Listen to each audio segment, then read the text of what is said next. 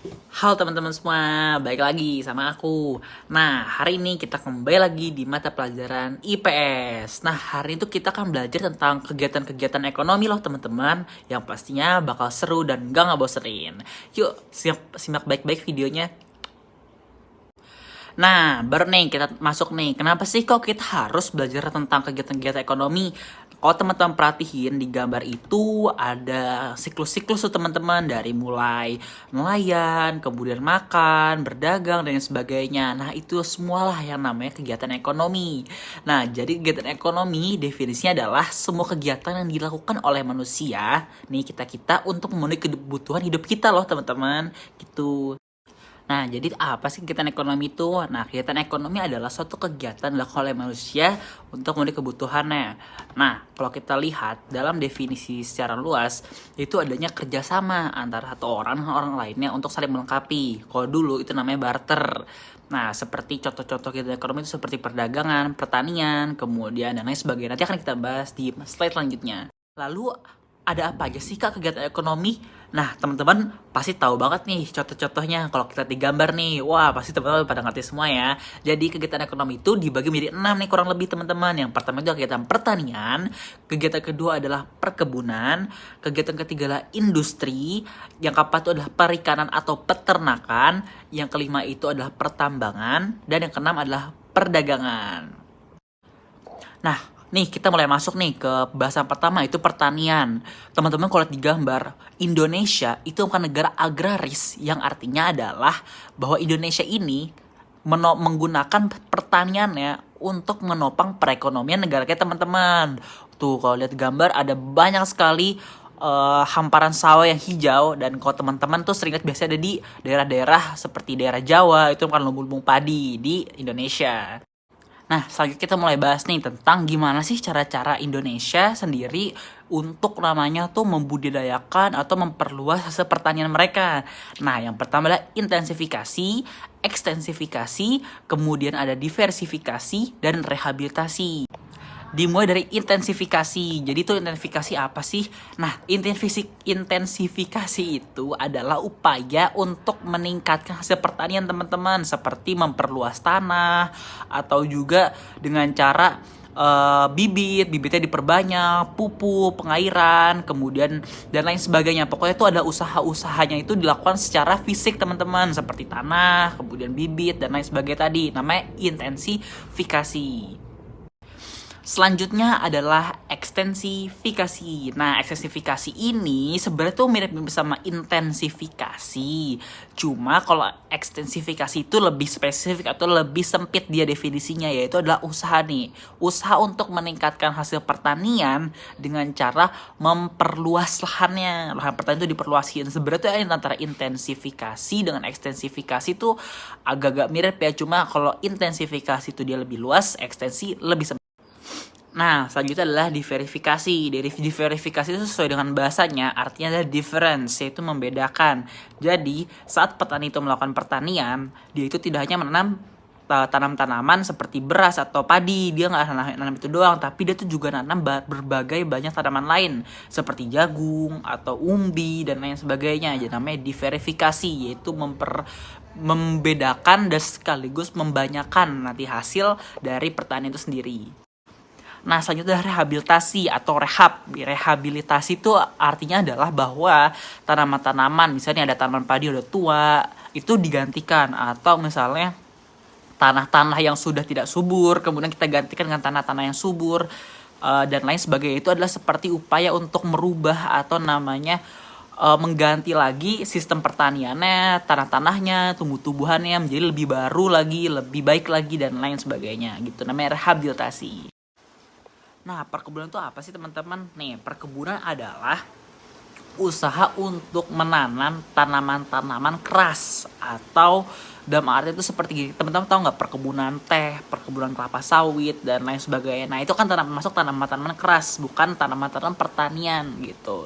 Jadi tahu kan bedanya antara perkebunan dan pertanian, dan biasanya perkebunan itu dilakukan di wilayah-wilayah yang dataran tinggi gitu, seperti di gunung.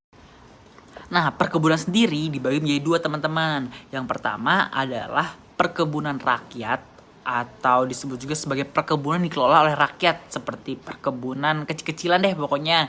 Nah, yang kedua adalah perkebunan besar. Maksudnya adalah perkebunan yang dimiliki oleh pemerintah atau swasta, perusahaan swasta. Nah, perkebunan rakyat itu seperti perkebunan teh, dan perkebunan besar itu seperti perkebunan kelapa sawit. Oke, selanjutnya adalah peternakan nih. Ini kalau teman-teman lihat di peternakan itu ada peternakan besar, peternakan sedang, dan peternakan kecil. Tapi peternakan itu apa sih? Peternakan itu adalah usaha dari manusia untuk memelihara binatang peliharaan yang nanti akan diambil manfaatnya. Peternakan itu tidak harus berhubungan dengan daging-dagingan, tapi juga seperti bulu, kulit, dan juga lain sebagainya teman-teman. Nah, apa sih peternakan besar atau peternakan hewan besar lebih tepatnya ya? Jadi peternakan besar itu adalah peternakan yang memelihara hewan-hewan besar seperti sapi, kerbau, kuda, dan lain sebagainya. Nah, biasanya peternakan besar ini memerlukan lahan yang luas dan juga biasanya terdapat di wilayah-wilayah yang memiliki hamparan padang rumput yang luas teman-teman. Satu contohnya nih di wilayah Nusa Tenggara Timur. Nah, itu tuh mempunyai ladang yang luas, jadi cocok untuk peternakan besar. Nah, selanjutnya adalah peternakan sedang. Nah, peternakan sedang ini bisa disebut juga sebagai peternakan hewan kecil. Nah, hewan-hewannya itu adalah seperti hewan kambing, hewan domba, dan pokoknya hewan-hewan yang berukuran sedang deh teman-teman. Nah, biasanya peternakan ini itu tidak hanya memanfaatkan daging loh teman-teman, tapi juga dia memanfaatkan hal-hal di luar dagingnya, seperti misalnya bulu domba. Nah, itu bisa digunakan untuk jaket teman-teman gitu. Nah, selanjutnya adalah peternakan kecil atau peternakan unggas. Nah, peternakan ini biasanya itu memelihara hewan-hewan yang relatif kecil seperti ayam, bebek, unggas, itik, dan lain sebagainya. Nah, peternakan kecil ini atau peternakan unggas ini biasanya itu dilakukan dan dikelola oleh orang-orang lokal atau masyarakat setempat, teman-teman, gitu. Nah, tapi ada juga loh teman-teman selain peternakan. Nah, seperti definisi tadi, bahwa peternakan itu kan memelihara binatang peliharaan yang akan nanti diambil manfaatnya. Nah, begitu juga ada namanya perikanan. Nah, perikanan juga tadi seperti itu ya teman-teman. Nah, perikanan adalah suatu usaha tadi untuk memelihara ikan-ikan yang biasanya itu ada perairan tawar sama perairan laut. Nah, itu nanti biasanya itu dimanfaatkan ikan-ikannya teman-teman. Nah, selanjutnya ini adalah kehutanan atau hasil kehutanan. Nah, hasil kehutanan ini secara definisi adalah usaha untuk memanfaatkan hutan-hutan yang digunakan untuk kebutuhan ekonomi masyarakat setempat. Nah, apa sih yang diambil manfaatnya? Yang pertama tuh seperti rotan, kemudian juga kayu-kayunya, ataupun dengan memanfaatkan hutan itu adalah mencegah terjadi bencana-bencana alam seperti banjir. Namun sayangnya teman-teman, jika kita di gambar ini terdapat 3 gambar penting, yaitu adalah illegal logging. Illegal logging ini adalah pembalakan hutan. Nah, artinya adalah dengan menebang banyak hutan teman-teman. Nah, apa sih akhirnya dampaknya dari penebangan hutan ini? Yang pertama adalah resapan air. Nah, karena hutan nggak ada, akhirnya nggak ada air deh yang masuk ke dalam tanah, dan akhirnya terjadi banjir. Dan yang kedua adalah hilangnya satwa-satwa teman-teman. Nah, oleh karena itu, teman-teman sebagai generasi penerus bangsa harus menjaga hutan ya teman-teman. Jangan lakukan pembalakan liar, jangan menebang hutan sembarangan, dan juga selalu menjaga ekosistem lingkungan kita demi kelangsungan hidup tanaman, hutan, hewan, dan manusia juga teman-teman di masa depan nanti. Selanjutnya nih teman-teman, kita mulai bahas tentang pertambangan. Jadi itu apa sih pertambangan itu teman-teman? Nah, ini aku kasih tau ya. Pertambangan adalah usaha-usaha untuk mencari, mengelola, dan memanfaatkan hasil-hasil tambang atau mineral demi kesejahteraan manusia. Nah, tambang-tambang tadi biasanya itu didapatkan melalui penggalian ke dalam permukaan bumi teman-teman. Nah, pertambangan sendiri dibagi menjadi 3 teman-teman. Yang pertama adalah tambang mineral logam. Mineral logam ini berupa timah, bauksit, nikel, tembaga, dan emas. Yang kedua adalah tambang bukan logam. Itu maksudnya adalah bebatuan teman-teman, seperti batu marmer, kemudian gips, kemudian keramik. Nah, yang ketiga adalah bahan tambang energi. Bahan tambang energi itu seperti minyak bumi itu yang biasa digunakan untuk bensin atau juga batu bara, yaitu kereta. Nah, kemudian adalah gas bumi nih. Gas bumi adalah suatu gas di bawah permukaan bumi yang nanti cara untuk ngambil itu adalah dibor teman-teman, dibor ke dalam kerak bumi. Setelah dibor kita ambil tuh gas buminya. Nah, setelah nanti gas bumi itu nanti diproses sehingga nanti dijadilah produk yang namanya teman-teman pasti tahu nih untuk masak-masak, yaitu adalah LPG. Ya, betul sekali. Yaitu adalah suatu alat untuk memasak makanan teman-teman di kompor. Nah, saat ini sendiri gas bumi itu ternyata tidak hanya digunakan untuk memasak loh teman-teman, tapi gas bumi dapat digunakan sebagai pembangkit listrik, yaitu pembangkit listrik tenaga gas bumi yang letaknya tuh sekarang ada di Sukabumi teman-teman. Tapi untuk pemanfaatannya ini masih sangat kurang dan masih jarang ya teman-teman, karena memang dibutuhkan alat-alat yang teknologi yang canggih dan berat teman-teman begitu. Wah, ada 3 gambar nih, ada dinosaurus, Krakadiosaurus, sama apa nih, minyak nih. Nah, betul teman-teman, bahwa gas bumi ini berasal dari penumpukan, pembusukan hewan-hewan yang hidup ribuan tahun bahkan jutaan tahun yang lalu mengendap di permukaan bumi dan akhirnya menjadi suatu minyak bumi. Nah, salah satunya adalah dinosaurus teman-teman. Dinosaurus itu telah terkubur jutaan tahun yang kemudian nanti akan membentuk suatu minyak bumi di bawah permukaan bumi. Tapi teman-teman harus tahu ya bahwa minyak bumi itu tidak selamanya ada teman-teman. Nah, di suatu saat akan habis. Nah, oleh karena itu kita harus benar-benar memanfaatkan minyak bumi sebaik dan sebijaksana mungkin ya teman-teman demi kelangsungan minyak bumi di masa depan nanti. Nah, selanjutnya adalah timah. Apa sih timah itu? Nih, teman-teman tahu nggak? Kalau misalnya di dalam kabel casan teman-teman, di kabel listrik teman-teman itu biasanya ada suatu lapisan mengkilat. Nah, itu nanti namanya timah tuh teman-teman. Nah, timah dibagi 2, timah hitam, nah dan juga timah putih. Nah, timah hitam itu ya karena warna timahnya adalah warna hitam. Nah, dia ini termasuk ke dalam suatu cairan logam yang hati-hati teman-teman berbahaya. Nah, selanjutnya adalah timah putih. Nah, timah putih ini kenapa disebut sebagai timah putih? Karena baik lagi tadi, karena warna timah itu adalah perak atau agak keputihan.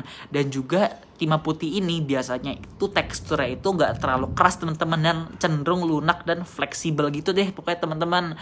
Nah, logam timah ini juga namanya tersusun atas kristal-kristal teman-teman, dan juga timah putih ini juga termasuk timah yang mahal. Nah, untuk kasus emas, nah sebenarnya itu tidak hanya emas lagi teman-teman, namanya logam, itu ada emas, perak, perunggu.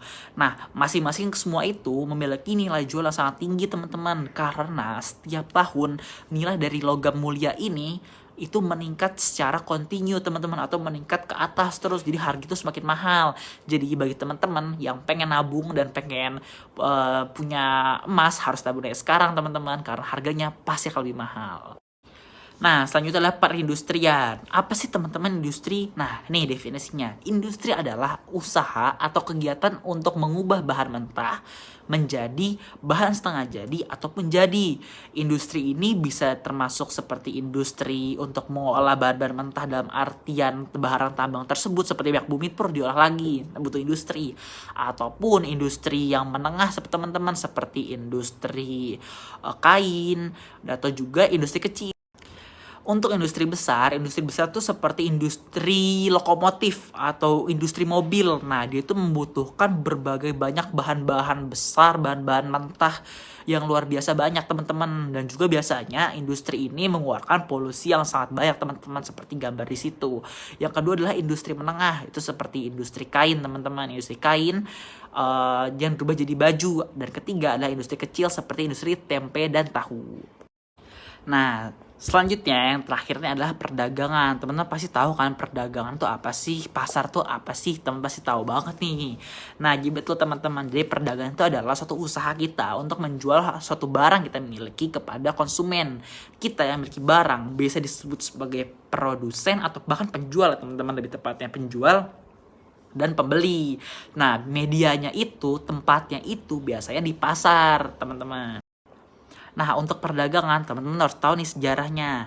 Nah, perdagangan itu lahir dari kebutuhan antara satu manusia dengan lainnya, yang disebut juga sebagai nanti barter. Sistem barter itu sistem pertama dari perdagangan, yaitu adalah menukar barang yang kita miliki nih. Misalnya aku punya ikan, aku tukar ke kamu punya misalnya punya daging. Nah, kita ingin tuker-tukeran gitu, teman-teman.